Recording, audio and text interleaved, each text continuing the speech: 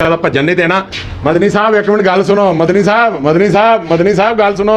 ना जाया जे लो जी मदनी साहब वेखो असी कोई गल नहीं की, भज गए ने। लालच देंदे ने कि मदनी साहब तुहाडी नात पढ़ावांगे, मौलवियां दा खर्चा दे दिओ। अब्बे दे बेचारे दी बैकरी है, वो बैकरी तो रोज़ चोरी करदा, 200 कर लै 500 किस्त ला दिंदा है। ते असी अब्दुर्रहमान मदनी नूं किते भी वेख लिया तकरीर करदे होए, नात पढ़दे होए, इंशाअल्लाह असी धक्के दे के उन्होंने थले ला छड्डां। अब्दुर्रहमान मदनी पढ़ लै ते अगों उनदा एक ही अल्फाज सी कि मैं नहीं पढ़ना। तू नहीं ना पढ़ना ते फिर तकरीर भी नहीं करनी। उनदे अल्फाज सन कि मैं तकरीर करांदा। जी अब्दुल रज़ाक साहब ने अज फिर ऑफर दी कि मैं तेरी फीस अदा करना, तू पढ़ लै, लेकिन वो बंदे ने गल भी नहीं मन्नी। अज भी उन्होंने ऑफर कराई है कि यार तू पढ़ ले, लेकिन वो अल्लाह दा बंदा इस पासे आउंदा ही नहीं। पर फिर भी कोई उलमा कराम विच पै के इहदा हल कढ़ना चाहता है तो इंशाअल्लाह साया रहमद दा प्लेटफॉर्म मौजूद है। अस्सलाम वालेकुम रहमतुल्लाहि व बरकातहू। नाज़रीन, जिस तरह आप देख रहे हैं एक उलमा कराम की मजलिस, इनको इकट्ठा करने का सिर्फ एक ही मकसद था। 6 माह पहले हमने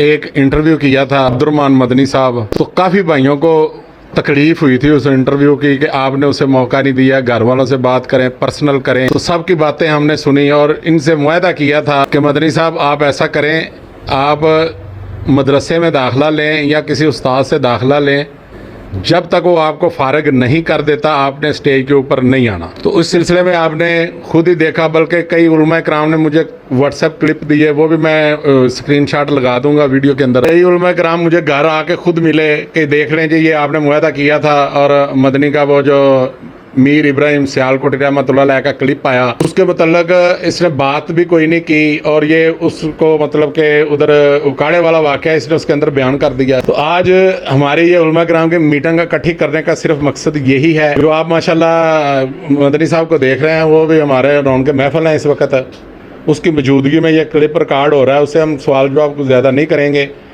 लेकिन इकट्ठा होने का मकसद सिर्फ ये है कि ये बंदा अगर आइंदा दोबारा किसी भी स्टेज के ऊपर या किसी भी वजह से स्टेज के ऊपर आया तो ये इंशाल्लाह उलमा कराम का पैनल हमारे साथ मौजूद है। ये इनको बाजू से पकड़कर स्टेज से नीचे धक्का दे के उतारेंगे, प्यार से भी नहीं धक्का दे के उतारेंगे। क्यों जी सारे उलमा कराम हथ खड़ा करो, तैयार जे इस काम में साडा साथ देने लई? हाँ जी हथ खड़ा करो ना, जिवें साडे कोलों हथ करावे जे। क्यों जी ए जी देख लो तुसीं, ये मदनी साहब की मौजूदगी दे विच हो रहा है। ਤੇ ਦੂਸਰੇ ਨੰਬਰ ਦੇ ਉੱਤੇ ਮਦਨੀ ਸਾਹਿਬ ਵੀ ਮਾਸ਼ਾਅੱਲਾ ਮੌਜੂਦ, ਜਿਹੜੇ ਇਹਨੂੰ ਲਾਲਚ ਦਿੰਦੇ ਨੇ ਕਿ ਮਦਨੀ ਸਾਹਿਬ ਤੁਹਾਡੀ ਨਾਤ ਪੜਾਵਾਂਗੇ, ਮੌਲਵੀਆਂ ਦਾ ਖਰਚਾ ਦੇ ਦਿਓ, ਤੁਹਾਡੀ ਨਾਤ ਪੜਾਵਾਂਗੇ, ਤੁਸੀਂ ਆਪਣਾ ਇਸ਼ਤਿਹਾਰਾਂ ਦਾ ਖਰਚਾ ਦੇ ਦਿਓ, ਮੌਲਵੀਆਂ ਦੀ ਰੋਟੀ ਖਵਾ ਦਿਓ। ਦੂਰੋਂ ਮੌਲਵੀ ਵੀ ਲਾਲਚ ਚ ਆਉਂਦੇ ਨੇ ਇਹਨਾਂ ਕੋਲ ਖਾਣ ਪੀਣ ਵਾਸਤੇ। ਉਹ ਬੱਚਾ ਹੈ ਉਹ ਵਾਅਦਾ ਕਰ ਲੈਂਦਾ ਚਲੋ ਜੀ ਠੀਕ ਹੈ ਜੀ ਮੈਂ 2000 ਦੇ ਦਿਆਂਗਾ, ਮੈਂ 4 ਦੇ ਦਿਆਂਗਾ, ਮੈਂ 5 ਦੇ ਦਿਆਂਗਾ। ਹੁਣ ਇਹ ਦੇਖੋ ਕਿ ਉਹਨੇ ਦੇਣੇ ਕਿੱਥੋਂ ਨੇ ਪੈਸੇ। ਉਹ ਵਿਚਾਰੇ ਕੋਲ ਇੱਕੋ ਹੀ ਘਰ ਦਾ ਜ਼ਰੀਆ ਹੈ, ਅੱਬੇ ਦੇ ਵਿਚਾਰੇ ਦੀ ਬੈਕਰੀ ਹੈ, ਉਹ ਬੈਕਰੀ ਤੋਂ ਰੋਜ਼ ਚੋਰੀ ਕਰਦਾ, 200 ਕਰ ਲੈ 500 ਕਿਸ਼ਤ ਲਾ ਦਿੰਦਾ ਹੈ। ਉਹ जिस तरह किस्तां वाले नहीं लाते, कोई चीज़ ले लो तो किस्त लगती पर डे के हिसाब नाल, वो इस तरह बेचारा पैसे लाता। घर की बैकरी के विचों कभी 500 देता, कभी 100 देता, कभी 1000 दे दिता। सिर्फ साडा मौकफ यह है कि अगर जिहड़ा बंदा इहदे नाल इस तरह किस्तां तय करदा है, वो चोरी दे विच इस गुनाह दे विच इहदे नाल बराबर दा शरीक। लिहाजा साडा मकसद यह है कि इस बंदे नूं इहदे तो पाक साफ किया जाए। तो यह दूसरा जिहड़ा इंटरव्यू है, यह साडा इंटरव्यू तो नहीं, खैर सिर्फ एक सवाल मैं मदनी साहब अगे करांगा कि मदनी साहब सिर्फ सानूं अपना इन्ना कुछ मौकफ दे दिओ क्या कि पिछली दफ़ा जो तुसीं इत्थे साडे कोल बैठे सी, तुहाडे कोल इंटरव्यू लिया तो हुण जिहड़ा मतलब कि तुहाडे नाल असीं अज मदनी साहब भज रहे ने, इंटा दा भजन नहीं देना। मदनी साहब एक मिनट गल सुनो। मदनी साहब गल सुनो। ना जाया जे लो जी मदनी साहब वेखो असीं कोई गल नहीं कीती, वो भज गए ने। लिहाजा ये अपनियां हरकतां तो बाद नहीं आ सकदे। तो तुहाडे भरावां दे अगे भी जिहड़े छापर डबल करदे ने विच जी वो विचारे नाल इंज हो गया, विचारे नाल इंज हो गया। उलमा कराम साडे कोल मौजूद बैठे ने, क्या इन्हों का तुहानूं एतबार नहीं है? हर मुमकिन कोशिश की है। इस बंदे की आफर मैं की कि मैं अपनी जेब चो यासर अकबर साहब को फीस देंगा कि यासर अकबर साहब तुसीं पढ़ा लो। क्यों जी इंज ही है?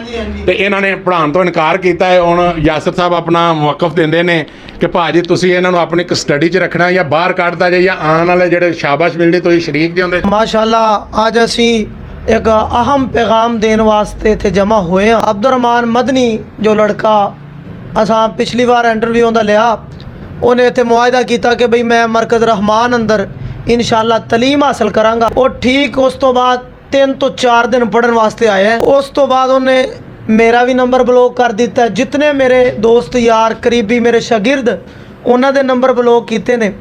ਉਹ ਤਕਰੀਬਨ 6-7 ਮਹੀਨਿਆਂ ਬਾਅਦ ਆ ਹੁਣ ਉਹਦਾ ਇੱਕ ਕਲਿੱਪ ਆਇਆ ਹੈ ਇਬਰਾਹੀਮ ਸਿਆਲਕੋਟੀ ਦੇ ਮੁਤਲਕ। ਬਹਰਹਾਲ ਅਸਾਂ ਇਨਸ਼ਾਅੱਲਾ ਇਹ ਮੁਆਇਦਾ ਕਰਨੇ ਆ, ਅਹਦ ਕਰਨੇ ਆ ਕਿ ਅਸੀਂ ਅਬਦੁਰਰਹਿਮਾਨ ਮਦਨੀ ਨੂੰ ਕਿਤੇ ਵੀ ਵੇਖ ਲਿਆ ਤਕਰੀਰ ਕਰਦੇ ਹੋਏ, ਨਾਦ ਪੜ੍ਹਦੇ ਹੋਏ, ਇਨਸ਼ਾਅੱਲਾ ਅਸੀਂ ਧੱਕੇ ਦੇ ਕੇ ਉਹਨੂੰ ਥੱਲੇ ਲਾ ਛੱਡਾਂਗੇ ਇਨਸ਼ਾਅੱਲਾ ਰਹਿਮਾਨ। ਇਸ ਤੋਂ ਬਾਅਦ ਆਈ ਸਾਹਿਬ ਕਈਆਂ ਦੇ ਕਮੈਂਟ ਸਮਝਾਉਣ ਦੀ ਕਮੀ ਤਾਂ ਨਹੀਂ ਰਹਿ ਗਈ ਜੀ। ਨਹੀਂ। ਉਹਨਾਂ ਭਰਾਵਾਂ ਨੂੰ ਦੱਸੋ ਜਿਹੜੇ ਕਹਿੰਦੇ ਜਿਹਦੇ ਨਾਲ ਜ਼ਿਆਦਾ ਕਿਤੇ ਤੁਸੀਂ ਫੜ ਕੇ ਭਾ ਲਿਆ, ਉਹਨੂੰ ਮੌਕਾ ਦੇ। ਇੱਥੋਂ ਕਿੰਨੇ ਮੌਕੇ ਹੁਣ ਬੈਠੇ ਆ? ਇਹ ਇੰਟਰਵਿਊ ਤੋਂ ਬਾਅਦ ਕਈ ਕਮੈਂਟ ਆਣਗੇ ਕਿ ਤੁਸੀਂ ਆਪਦੇ ਆਪ ਨੂੰ ਕੁਝ ਸਮਝਣ ਲੱਗ ਪਏ ਹੋ, ਤੁਸੀਂ ਵੱਡੇ ਆਲਿਮ ਬਣ ਗਏ ਹੋ। ਆਲਿਮ ਦੀ ਗੱਲ ਨਹੀਂ, ਬਿਲਕੁਲ ਅਬਦੁਲ ਮਨਾਰ ਰਾਸਕ ਸਾਹਿਬ ਦੀ ਗੱਲ ਅੱਜ ਬੜੀ ਮਸ਼ਹੂਰ ਹੋ ਰਹੀ ਹੈ ਕਿ ਕਿਸੇ ਆਲਿਮ ਦੀ ਜਿਹੜੀ ਇੱਜ਼ਤ ਨਫਸ ਨੂੰ ਜਦੋਂ ਉਛਾਲਦੇ ਹੋ ਤੁਸੀਂ ਫੇਸਬੁੱਕ ਤੇ, ਨਾ ਉਛਾਲੇ ਕੋ ਬੰਦਾ ਆਪਦੀ ਕਬਰ ਅੱਗ ਨਾਲ ਭਰਦਾ, ਕਾਲੀ ਕਰਦਾ। ਉਹਨਾਂ ਆਲਿਮ ਦੀ ਗੱਲ ਕੀਤੀ, ਕਿਸੇ ਜਾਹਲ ਦੀ ਗੱਲ ਨਹੀਂ ਕੀਤੀ ਜਿਹਨੂੰ ਅਲਿਫ ਤੋਂ ਬੇ ਨਹੀਂ ਆਉਂਦੀ। ਮੈਂ ਇਹਨੂੰ ਬੜਾ ਜਾਣਨਾ, ਇਹਨੂੰ ਮੈਂ ਬੜਾ ਜਾਣਨਾ। ਇਨਸ਼ਾਅੱਲਾ ਇਹਨੂੰ ਫੜਾਂਗੇ। ਅਗਰ ਕਿਸੇ ਬੰਦੇ ਨੇ ਇਹਨੂੰ ਸਟੇਜ ਤੇ ਚੜਾਇਆ, ਉਹ ਬੰਦੇ ਦੀ ਵੀ ਕਲਾਸ ਲਈ ਜਾਏਗੀ ਪਹਿਲੇ। ਉਹ ਇਹ ਉਲਮਾ ਇਨਸ਼ਾਅੱਲਾ ਤੁਹਾਡੇ ਨਾਲ ਮੁਖਾਤਬ ਹੋਣਗੇ।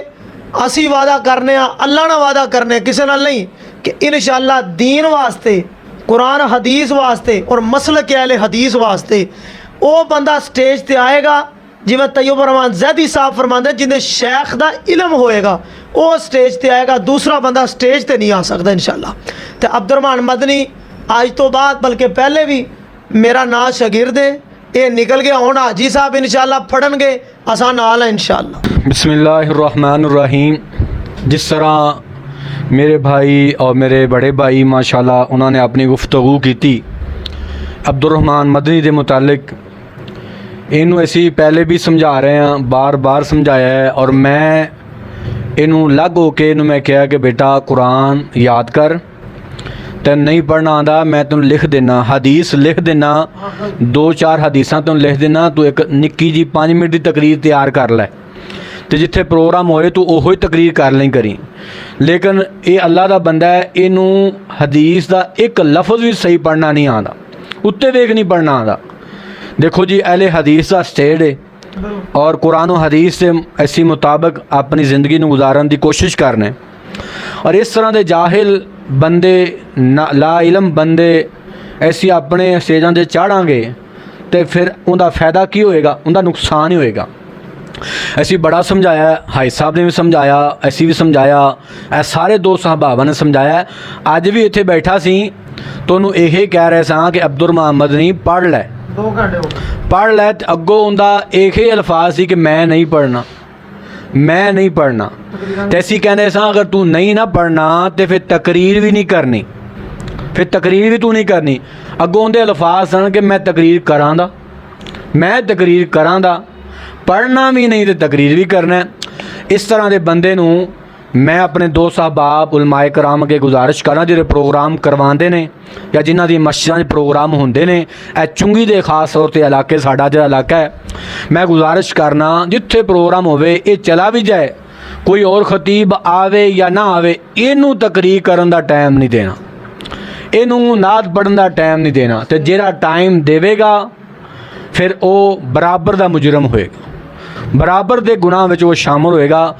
ऐसी इनू टाइम नहीं देना ताकि समझदार बन जावे, समझ जावे, इलम हासिल करे। जो इलम हासिल कर लेगा फिर इंशाल्लाह तकरीरां भी करे, फिर नातां भी पढ़े, कोई नहीं रोकेगा। अगर इंज चढ़ेगा तकरीर करेगा, जिथे सानू नज़र आ गया इंशाल्लाह ऐसी इनू उत्थों ला के थले सटांगे कि भाई पहले पढ़।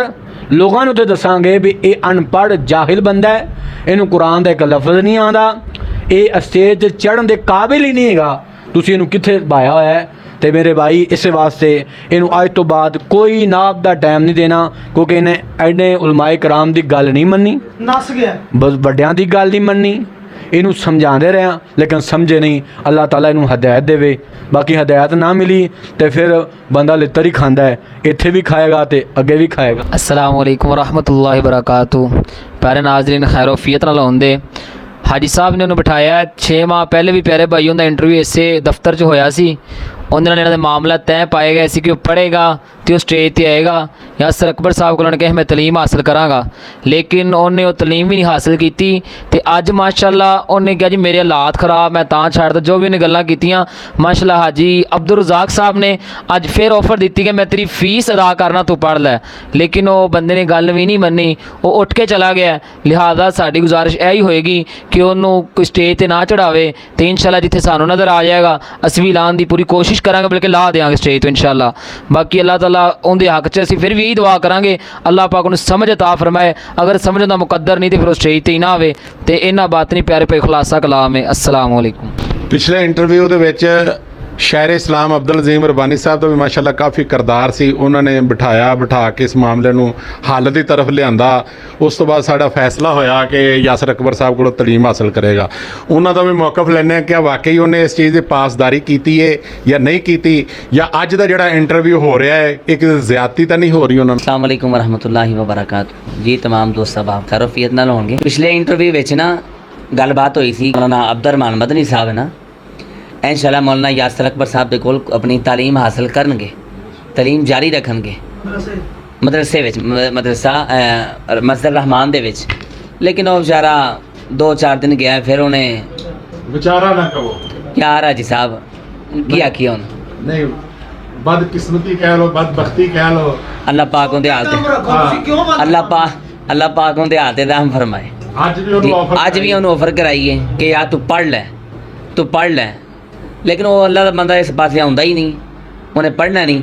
ਲੇਕਿਨ ਇਨਸ਼ਾਅੱਲਾ ਆਇੰਦਾ ਇਹ ਤੋਂ ਭੱਜ ਕੇ ਕਿ ਉਹਨੂੰ ਸਮਝਾਇਆ ਕਿ ਪੁੱਤਰ ਤੂੰ ਪੜ੍ਹ ਲੈ, 2-4 ਕਲਾਸਾਂ ਪੜ੍ਹ ਲੈ, ਲੇਕਿਨ ਉਹ ਕਹਿੰਦਾ ਮੈਂ ਕੋ ਨਹੀਂ ਪੜ੍ਹਨਾ, ਮੈਂ ਉਂਝ ਹੀ ਸਟੇਜ ਤੇ ਹੋਣਾ, ਮੈਂ ਉਂਝ ਹੀ ਸਟੇਜ ਤੇ ਹੋਣਾ, ਮੈਂ ਤਕਰੀਰਾਂ ਕਰਨੀਆਂ ਮੀਰ ਸਿਆਲ ਕੋਟੀ ਵਾਲੀ। ਨਾਜ਼ਰੀਨ, ਅਬਦੁਲ ਅਜ਼ੀਮ ਰਬਾਨੀ ਸਾਹਿਬ ਦਾ ਮਾਸ਼ਾਅੱਲਾ ਤੁਸੀਂ ਮੌਕਫ ਸੁਣ ਲਿਆ ਹੈ।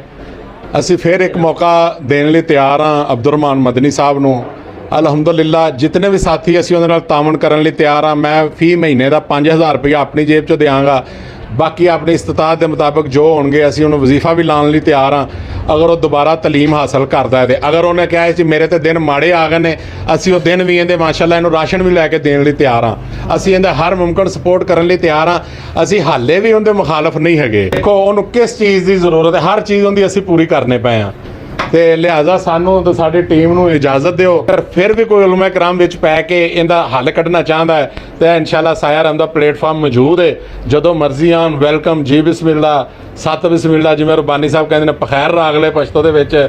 ਇਨਸ਼ਾਅੱਲਾ ਅਸੀਂ ਦਿਲੋਂ ਜਾਨ ਨਾਲ ਹਾਜ਼ਰ ਹਾਂ, ਹਰ ਲਿਹਾਜ਼ ਨਾਲ ਜੋ ਵੀ ਸਾਡੀ ਡਿਊਟੀ ਲਾਈ ਜਾਏਗੀ। ਸਾਨੂੰ ਤੇ ਸਾਡੀ ਟੀਮ ਨੂੰ ਇਜਾਜ਼ਤ ਦਿਓ। ਅੱਲਾਹ ਹਾਫ਼ਿਜ਼।